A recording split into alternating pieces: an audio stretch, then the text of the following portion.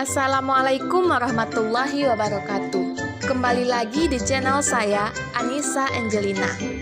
Sebelum lanjut, teman-teman jangan lupa untuk klik tombol like, subscribe, dan komen ya. Semoga channel ini terus mengalami perkembangan.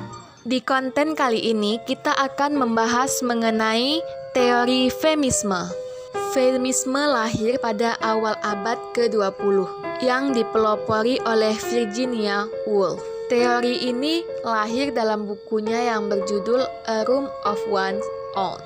Secara etimologi, feminisme berasal dari kata femme atau woman yang memiliki arti perempuan yang bertujuan untuk memperjuangkan hak-hak kaum wanita sebagai kelas sosial. Masalah-masalah yang biasa muncul dalam kaitan teori feminis menurut Selden 1986 adalah yang pertama masalah biologis, kemudian masalah pengalaman dan masalah wacana, ketidaksadaran, yang terakhir masalah sosioekonomi. Untuk teori feminisme sendiri dibawa ke Indonesia oleh Thieu.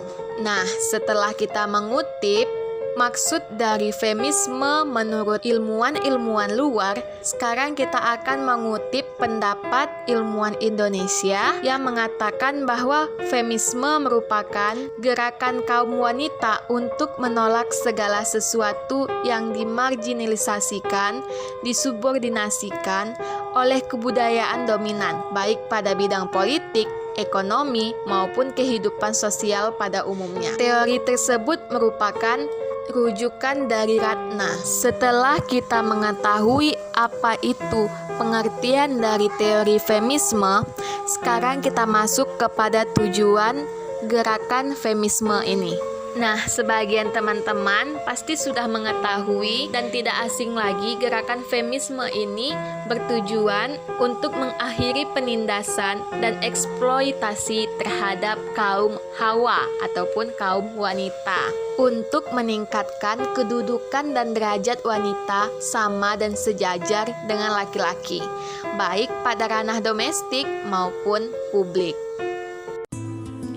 Setelah kita mengetahui apa itu feminisme, kali ini kita akan mencoba menerapkan feminisme tersebut untuk mengkaji atau menganalisis sebuah cerpen yang berjudul Sepasang Mata Diana yang Terpenjara. Cerpen ini diupload 11 tahun yang lalu pada blog Tukang Clipping. Namun sangat disayangkan, cerpen ini tidak dituliskan atau dicantumkan siapa pengarangnya.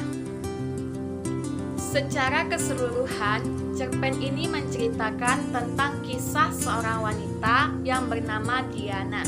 Nah, kisah tersebut sangat berkaitan erat dengan unsur yang akan kita kaji ini.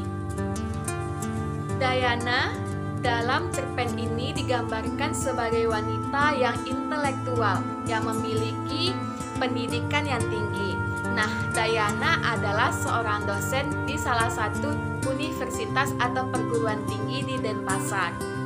Pada saat menikah, disinilah kehidupan Diana dimulai. Kehidupan yang menggambarkan tertekannya perasaan Diana karena Diana diminta untuk fokus melayani rumah saja.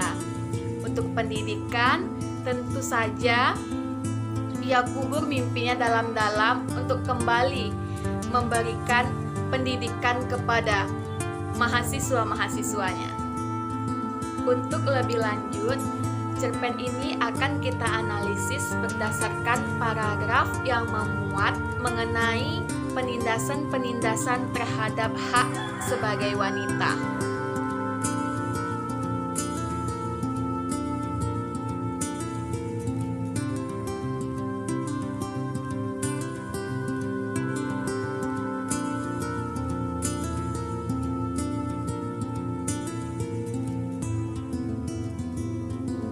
Pada paragraf ini, Diana digambarkan sebagai seorang wanita yang amat tertekan oleh pilihan ibunya, pilihan perihal jodoh.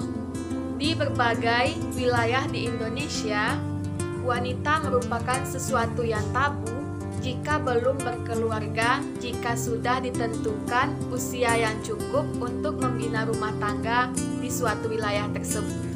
Hal tersebut merupakan suatu penindasan terhadap kaum wanita, di mana kaum wanita selalu merasa terkekang jika sudah memasuki usia yang cukup untuk menikah, namun belum menikah dikarenakan suatu alasan seperti pendidikan maupun karirnya.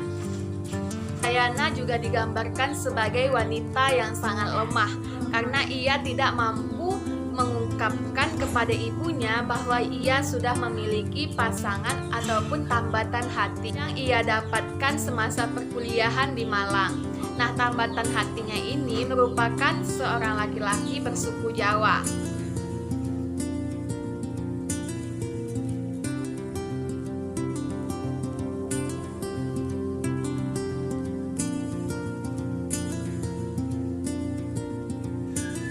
Tak jarang hal seperti kutipan terjadi di wilayah kita. Untuk orang tua yang menentukan suku, ras, agama, dan lain sebagainya sebagai kriteria pendamping sang anaknya. Tentu saja, hal ini merupakan sebuah penindasan mengenai perasaan seorang wanita, di mana tidak diberikan kebebasan untuk memilih siapa dan bagaimana calon pendampingnya nanti. Nah, hal yang menarik dalam cerpen ini, si penulis sudah mampu menggambarkan kesetaraan pendidikan dalam cerpen Sepasang Mata Diana yang terpenjara ini.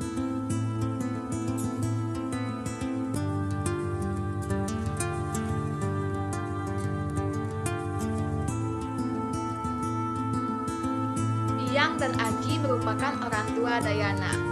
Pada teks cerpen tersebut, penulis telah menggambarkan adanya kesempatan bagi wanita untuk menempuh pendidikan yang lebih tinggi.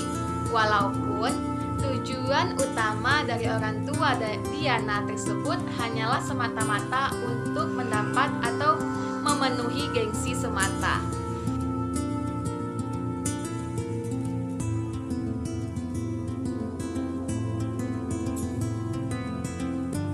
Untuk kutipan di samping merupakan gambaran dari ketidakseimbangan gender.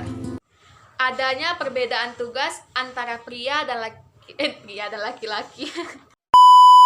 Adanya perbedaan tugas antara pria dan wanita. Nah, untuk wanita yang sudah berkeluarga diharuskan fokus menjalani pekerjaan rumah, hanya berkutik pada dapur dan sumur saja. Terlebih untuk Diana, wanita yang berpendidikan tinggi namun dipaksa untuk fokus mengurusi kehidupan keluarganya saja.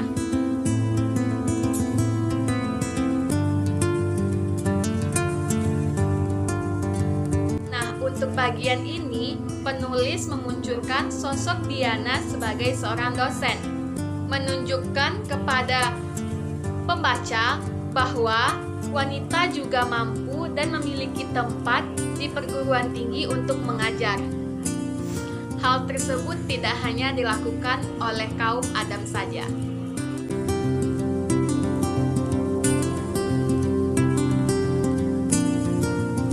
Hal tersebut terjadi ketika Diana merasakan amat bosan dengan statusnya sebagai seorang istri, yang mewajibkannya untuk meninggalkan pekerjaan yang ia cintai, kemudian fokus untuk mengurus pekerjaan rumah saja. Hal tersebut merupakan tindakan yang sangat menindas dan mempenjarakan wanita dalam sebuah ikatan bernama rumah tangga.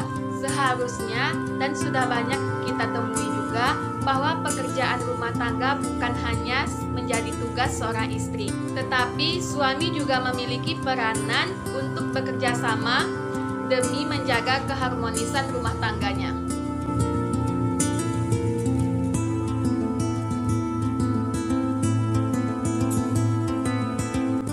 Kalimat tersebut selalu diucapkan kepada Diana. Tentu saja hal ini merupakan sebuah tindakan yang tidak manusiawi. Hal sepele memang, merendahkan penampilan wanita dengan mengata-ngatainya sebagai hal-hal yang dianggap lucu, namun dapat menghancurkan mental wanita tersebut. Nah, pada bagian akhir, Diana merupakan seorang wanita yang amat lemah.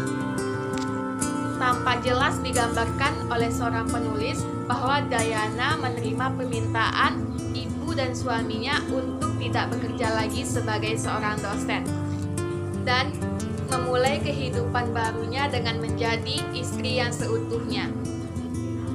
Untuk karya sastra, penulis-penulis sudah banyak menuangkan isi pikiran, bahkan tak jarang merupakan suatu pengalaman pribadinya melalui tulisan tersebut, menggambarkan suatu tindakan yang berupa penindasan, mulai dari penindasan mengenai hak dan martabat wanita tersebut. Dari sinilah muncul gerakan-gerakan yang dinamakan dengan gerakan feminisme.